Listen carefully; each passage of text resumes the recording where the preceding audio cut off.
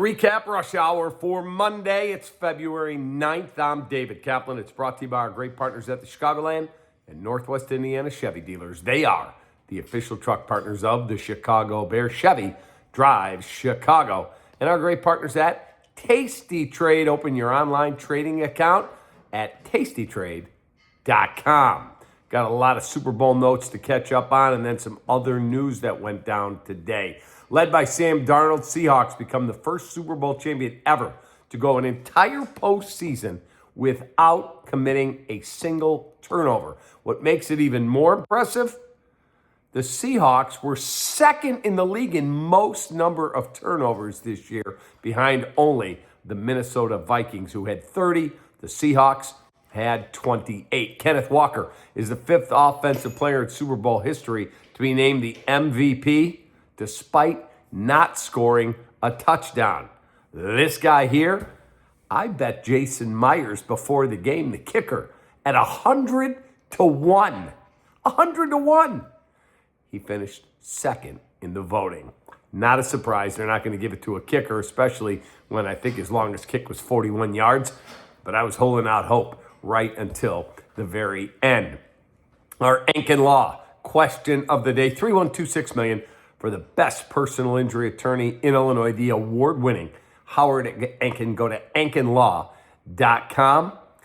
What did you think of the Super Bowl? And after watching Drake Maye throughout the postseason, not just one game, are you with me that if they redraft 2024, there is no chance Drake Maye, who finished second for MVP, goes ahead of the Bears star Caleb Williams? Tell me your thoughts. Post them right here. Best response, you're going to get a gift card to go to Lou Malnati's. Go to LouMalnati's.com for a location near you. Try their limited time offering of a triple pep pizza. 3 different kinds of pepperoni. Some other notes for you. NBC revealed that the Bad Bunny halftime show, whether you liked it, didn't like it, loved it, hated it, whatever, had over 135.4 million viewers, surpassing the previous record held by Kendrick Lamar in 2025. He beat him by about 2 million viewers. Red Sox are acquiring a stunning decision today by the Brewers to trade their young third baseman Caleb Durbin. He finished third in Rookie of the Year voting a year ago. They have team control through 2031.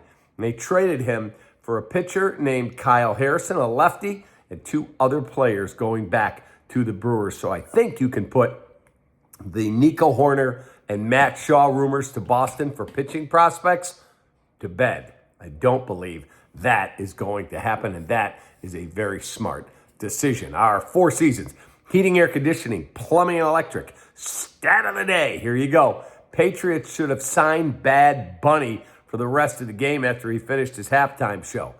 You see, remember when he was carrying a football? Well, Bad Bunny carried that football 124.4 yards during the halftime show. The Patriots ran for 79 yards in the ground in the entire game.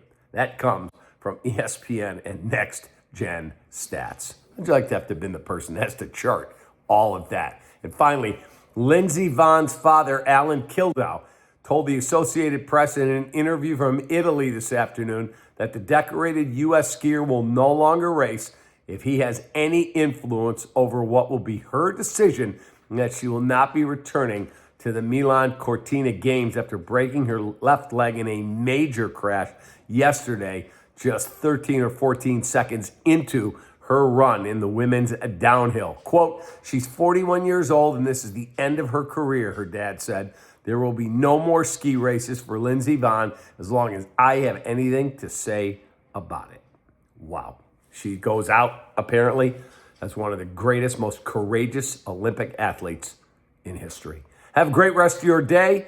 Bulls and Brooklyn tonight, and I'll have the recap when that game goes final. And don't forget, play of the day, bet of the day for Ryan McGuffey on the lunch hour. He's riding that Stephen F. Austin train yet again. He's been red hot, so follow Guff. Appreciate you greatly. Take that.